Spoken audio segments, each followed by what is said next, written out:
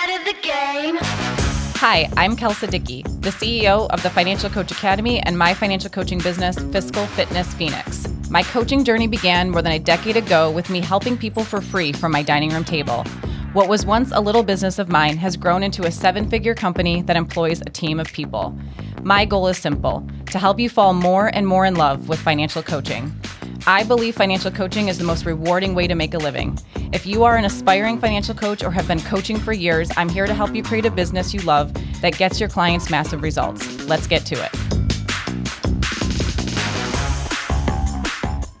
All right, let's kick off episode 43, how to get more clients from social media. Before I dive into reading an amazing review that was left and a couple of announcements and then getting to the podcast episode, I want to address a couple of things after the last couple of episodes I shared. Thank you to those who reached out. I am okay, I promise, and business is also okay. I had a number of you asking some questions, and I didn't even touch on this in the episode, and I'm sorry about that. But business was fine the whole time that I was experiencing those mistakes. I want to be clear about that. And I do think that that is one of the benefits of being in business for a long time, is that we've got a really great, solid foundation. And I think the bigger you get, the easier it is to weather really big storms like we experienced. And so when I went to my team and talked with them about how I was feeling and what I had realized and sort of said, I am so sorry. I, sent us down this path and I want to change it and blah, blah, blah. Honestly, they were incredible. All the catastrophizing I had done in my mind, none of that came to fruition. And I did not share that in the episode, and I'm sorry, but there you go. Business is fine. It was fine the whole time. From the outside looking in, you never would have known anything was wrong. And even internally, when it came to the numbers and clients and that kind of stuff, nothing was wrong. It was really my own internal misalignment that I was trying to share. And so thank you for listening. Thank you for checking on me and my business. You guys are the best. I appreciate you so much. Here is a review from Lore MH21. Hola, Kelsa, and gracias for starting this podcast for aspiring coaches like me. I listened to every single episode in less than a month. Your message and actionable items have given me the confidence to start my coaching business in the next few months. Now I know more than ever, and I'm needed, especially when you emphasize the need for minority and bilingual coaches. Thanks again for the great content. I can't wait for more. Thank you so much. I truly believe more financial coaches are needed. The people in our world, those our neighbors, our family, our friends, they need help with money. And I love that you are leaning in to the people you can serve. Thank you for serving them. They need it. I can't be the one to do it, and I know you can. Thank you so much, Lore MH21. Couple of quick announcements. Next week on November 2nd and 3rd, I am hosting our Think Like a CEO virtual retreat. It is a full 2-day coaching experience like nothing you have ever done. To register or find out more, go to financialcoachacademy.com, click on events at the top, and then choose CEO virtual retreat. The retreat is included in the Financial Coach Mastermind, which you've probably heard me talk about before. And it is also open to coaches who are not in the mastermind. We just closed enrollment in our mastermind. So we've got a whole bunch of new coaches who recently joined. And of course, we've got all of our OG coaches and those who have been in the mastermind for years already. And one of our OG coaches, Julianne Miller, who is absolutely incredible, human and coach, by the way. So Julianne, hello, my dear. She shared the following in our mastermind community. She said, let me find it. I just lost my notes here. She shared the following, and I'm going to read it. Hello, new coaches to the mastermind. You may have started to receive emails from Kelsa and her team. On those emails is an important date. Think Like a CEO retreat is being held virtually on November 2nd and 3rd. This has been one of the most impactful parts of my journey and others too. While it is very different for everyone, I highly recommend participating. Mark your calendar now and be intentional with setting aside the time. Julianne, thanks for making sure that the other mastermind coaches, first of all, are knowing what's going on and getting those important dates on their calendar. But then also, I just want you guys to know Julianne is totally right. What someone gains is different for everyone from the virtual CEO retreat. So because of that, it's a little hard for me to explain in the time that I have here on this episode, but it is the most impactful coaching experience you will have this year. I believe that. I would love for you to join me for 2 days on November 2nd and 3rd. Head over to financialcoachacademy.com, click on events, and then CEO virtual retreat to register. All right, you guys, we're going to dive into social media marketing today. Let's first start by talking about the purpose and objectives of your social media marketing. Number one, and there are 4 main objectives. This is literally what we do at Fiscal Fitness. This is how we have everything set up, okay? So number one, our goal and objective is to be authentic. For most of us, we are our brands. That is a tongue twister. We are our brands. The way we live our lives, that's our brand. I think that me reaching my goals in life is a testament to the work I do for others as well. I set and achieve goals because I practice what I preach. I can tell someone what to do, or I can simply show them what I am doing and the results I'm getting. The second is much more powerful. Now, that also means that sharing the ugly, sharing those hardships, which I just shared 2 episodes worth, sharing the challenges on this journey, because those are part of the experience too. That's authenticity. But either way, our goal is to be authentic. Social media is a platform to share, so share. Some ways I fulfill this purpose is by sharing more candid photos of me and not just the pre-made Canva images. I share real stories about my life, my failures, as you've learned, and simply my day. Objective number 2 is expand our reach. In other words, one outcome you're shooting for is to help people find you, right? This is why gaining followers on your social media is so important. Not because you see your follower number increase and that makes us feel good, but because it means your reach is working. Some ways I do this is by sharing consistently and engaging timely. I connect with influencers in my space, and by influencer, I don't necessarily mean the person with 10 million followers or even 1 million followers. I am talking about the other coach who also trains personal trainers, let's say, which is my niche. And maybe they have 10,000 followers, right? Or 5,000 followers. That is still a unique audience. That's still a unique group of followers that I don't have, right? So, or that particular podcast host of the podcast that I listen to, those are influencers as well. The other way that you can fulfill this purpose is with things like reels or lives or collaborations with others. All of those are important forms of achieving this objective. Objective 3 is to expedite a confident buying decision. In other words, help people to trust us so that they want to work with us, right? In episode 25 of this podcast, I shared the Trust Triad, which is a framework for your posts that helps to build trust in 3 key areas. But the idea here is that it's important to boost confidence and overall brand awareness. In other words, you want to deepen the online relationship. You can do this by telling stories. Your brand story is a great example. Your why story, which is something we're going to discuss in the next episode. Your mission and purpose, lessons learned, mistakes made, why a particular service or offering was created to begin with, client stories, client conversations. All of those are examples of ways of boosting confidence and trust. You can also do this by triggering an I need this thought, which is done through the concept of an aha moment, which I'm going to touch on in more detail in just a second. Finally, you can help them take action. Help them to take that initial first step to reach out to you or book a call with you, book a session with you by identifying their key hesitations and roadblocks and helping them to overcome them. And we're going to talk more about that in just a second as well. And then our last objective of our social media marketing is to deliver value. We want to demonstrate our expertise and help people realize results just from the information and content we share on social media.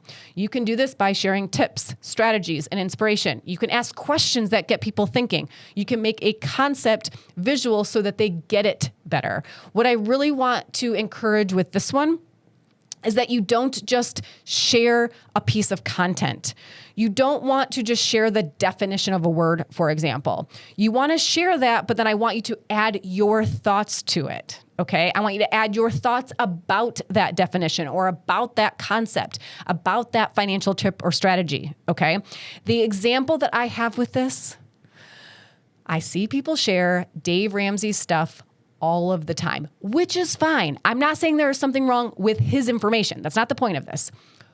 But what I need you to do is not just share his stuff. I need you to share your perspective on that thought. Why would they hire you and not Dave Ramsey if you're just sharing all of his stuff and not elaborating on it at all, right? Like, I just need you to share your thoughts on it. Okay.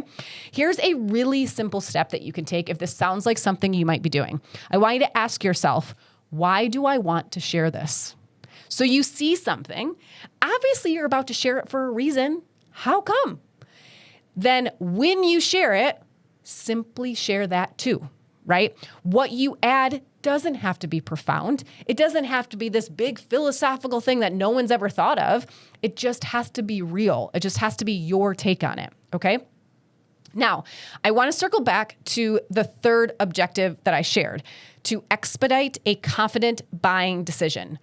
Sometimes I think coaches forget that the purpose of online marketing is to get clients.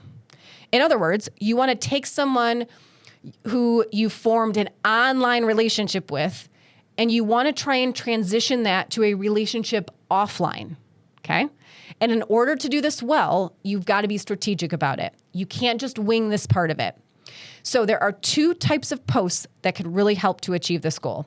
The first type are posts that help people experience an aha moment. An aha moment is their spark to start a journey with money. In episode 25 of this podcast, we talked about the stages of learning. So you might want to go back and listen to that if you need a refresher. But in that episode, I talk about the first stage is triggered to get on the journey. It's triggered by an aha moment. When you go from unconscious incompetence, okay? Unconscious incompetence. So like, I don't know how to do something, but I don't even know that I don't know how to do it. Like, it's not even on my radar that there's this whole thing out there I don't know how to do. Unconscious incompetence. When you go from that to conscious incompetence, so I still don't know how to do it, and now I'm fully aware that I don't know how to do it, right? The difference between not seeing you have a problem to seeing you have a problem is an aha moment, okay? It's like a light bulb. And you must experience that in order to start progressing in anything. You cannot solve a problem you don't know that you have. So someone is not going to look to make changes with their money if they don't see they have a problem with money, right? Or they don't see that it could be better and that they want to make it better, right? It's this idea that in order to desire coaching with you, they have to want to make a change. And in order to want to make a change, they have to see that something could be wrong or something could be better. And an aha moment is what helps them to see it for the first time.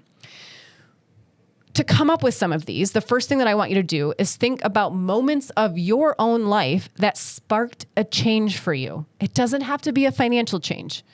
It can be a fitness change, a health change, relationship change. Maybe you completely overhauled your house and the organization of it. Think about those moments and try to get as specific and detailed from your life as you can. It might be something really subtle. We ask clients about this in our prep work when they first come to us. And the reason we do that is, one, because we want to know, and then two, we can turn around and use that in our marketing. And the question isn't, I just want to be clear, what was your aha moment? Okay, no one's going to really understand that question. What we ask is something along the lines of, have you been thinking about this for a while, or has something happened recently that led to your desire to reach out to us today? If you are in the Financial Coach Academy course, you have our prep work. You've seen the questions we ask. You've seen the financial information we ask for. So you've probably seen this question before, and now you know why we ask it. We literally take those answers and repurpose them into our marketing, okay? there are some examples that I can share with you. Jill actually does this. Coach Jill on my team does this really well. She talks about how she was sitting in her car and Matt, her husband, texted her and he was going to get some gas. And she thought like, I have no idea if there's even enough money in the account for him to do that. And it was sort of like the last straw for her, right? And that's when she reached out to help. That first step was her reaching out for help to a friend, right? But that was her aha moment. You can hear more about Jill's story in episode 33. I highly recommend you take a listen to episode 33 if you have not already. It is one of the most popular episodes we have because in it, Jill talks about that moment when she signed up for financial coaching. She was with me as I was her coach first. And she talks about that thought process, what she went through, where she was at emotionally, mentally, financially, when she first signed up for coaching, and why she decided at that point to put my fee at the time on a credit card, and why she made that decision for herself. And she talks about it from a sales perspective now that she's on the other side of the coaching table, the coaching relationship, right? So very powerful episode 33. I hope you go back and take a listen if you haven't listened. When another example, sorry, we're talking about aha moments, is when, and these are just things that people have told us, it's when they saw someone else paying off their debt and they had the same amount as them, right? And they were like, that person makes less than me, or that person makes less than my husband and I, and look at what they've been able to do. That motivated them to figure out like, what the hell are we doing? That was their aha moment, right? Another example that has been shared with us is my husband's aha moment was realizing how much money we made, but feeling broke because of how much money we spent. And this is where I think sometimes with aha moments, I just want to set this really clear expectation. It's not one moment in time all of the time. It's not like I overdrafted my checking account and I had never overdrafted it before. Sometimes it's like I overdrafted my checking account yet again. It's something I had done dozens of times before, but for some reason, this time it mattered, right? This time it hit me. Sometimes it's really subtle. It's a conversation with a friend. It's an observation at the store. It's having your card declined at the grocery store or something like that, right? It's being awake late at night and not being able to sleep because you're so worried about money. It really like realizing that you went to the mailbox and you didn't want to go to the mailbox because you were so afraid of like any past due bills that were going to be in there. And like realizing as you walked to the mailbox, oh my God, I don't even want to go to my own mailbox, right? Like these are just very nuanced moments for people. They're intimate moments. And so I really want you to just pay attention to those from your own life. That way you can sort of see what types of moments I'm talking about. And then another expectation I just want to set, it is not going to be one post that triggers an aha moment for somebody oftentimes. It's a combination of all of your posts that helps them to experience an aha moment. Okay. Your goal though, in your social media marketing is to create aha moments for clients. These are their light bulb moments. These are their ahas. You can do that by telling stories. Share your own aha moments from your life, even if it had nothing to do with money. Okay. It just helps people to know to pay attention to them. Okay. So that's an aha moment. That is the post number one type that I want to share today. And the second type of post that you can use are posts about someone's perceived roadblocks. And by perceived roadblock, I'm referring to those things that are stopping them from achieving their future dreams and visions. You can also get even more specific. Maybe it's a roadblock about why they can't do coaching, or why coaching isn't right for them, or why they'll never be good with money. So I've got a whole bunch of examples here. So I'm just going to read through some of these. They think budgeting is restrictive. If you are using the word budget and that you help people create budgets in your marketing all of the time, and you aren't also addressing that budgets don't have to be restrictive, I promise you this is one of the biggest roadblocks that some of your followers are having from reaching out to you. Why would nobody wants to be on a budget? Let's just be honest. I'm actually going to talk about this in a future episode. So when we talk about budgets, we have to talk about it in a way that pokes holes in those perceived roadblocks. Right? They think that they're not good with money. They don't know how to manage their money, or they've never learned. And that is a limitation. They think because I've never learned, I'm never going to learn. An inability to maintain inner accountability. They might feel like I wouldn't follow through with this. I'm not gonna be able to stick with it, right? I don't need to worry about money. Some people think that. I'll always make enough is a version of that. Money is too hard. I'll do it later. I have time. My income fluctuates. There's no way this coach can help me. If a lot of your clients have a fluctuating income, make sure you're talking about a fluctuating income often in your marketing so that they know it's something you can help with, because people stop themselves all the time. Like, I want to hire someone, but there's no way she could help me because my income is all over the place, right? And I'm thinking like, I can handle that with my eyes closed. Like, that's not that big of a deal to me, right? Like, don't let that stop you. I've got strategies galore to help you with a fluctuating income, right? I should do another podcast episode about that, by the way. Let's see. I'm having big months. I don't need this right now. When we have realtors who are, sort of riding the wave of the market up and like they can sell houses like crazy and that kind of thing. They think this, right? Like, it's easy to think like this is always going to be the case.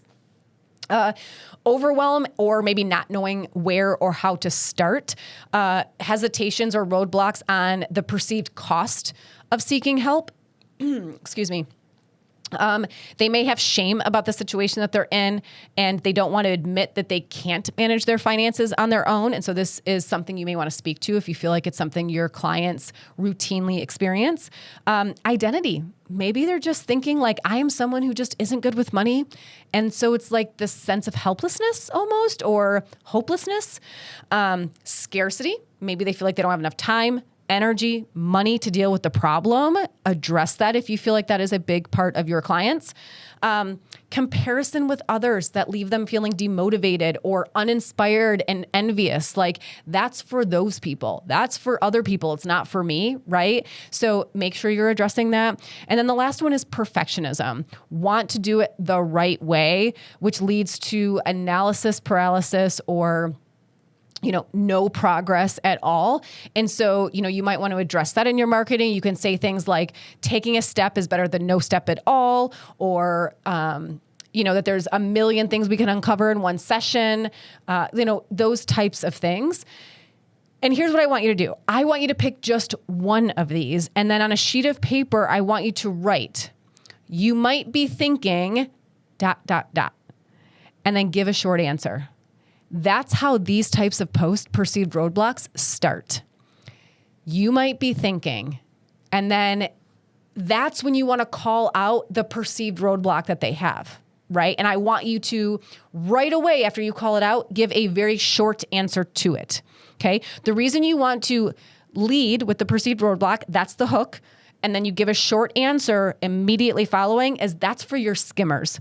That's for the people who are just scrolling really quickly. They want to be called out and then they want a solution. No fluff, right? So you give them that short answer. Then you can dive in. You can tell a story. You can share stats. You can give examples. You can explain why this happens or how it's not necessarily true maybe. And then after you share that in your post, you state the answer again. This is essentially your conclusion now, okay? It's kind of weird. You're going to put the conclusion at the top because that's for the skimmers, okay?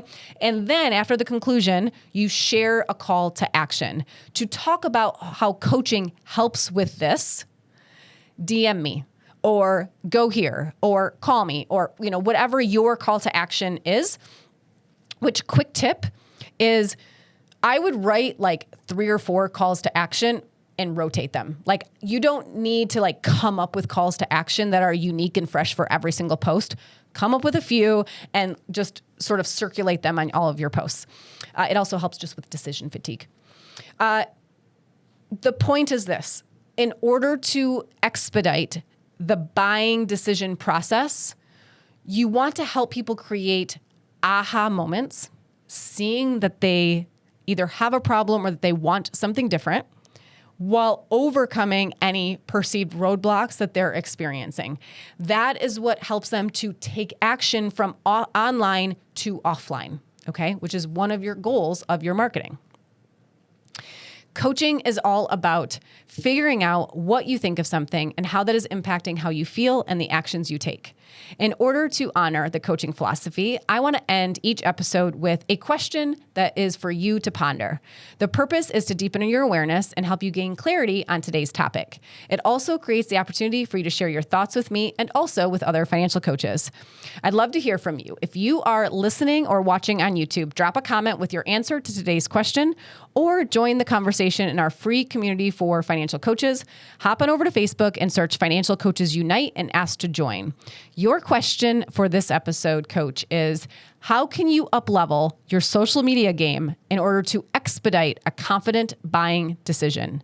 How can you up-level your social media game in order to expedite a confident buying decision? In the next episode, we're going to talk about starting with your why.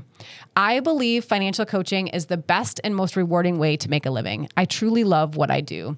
If you're ready to learn and see how to become a profitable, successful financial coach, check us out at financialcoachacademy.com to learn more about our online courses, free trainings, and events.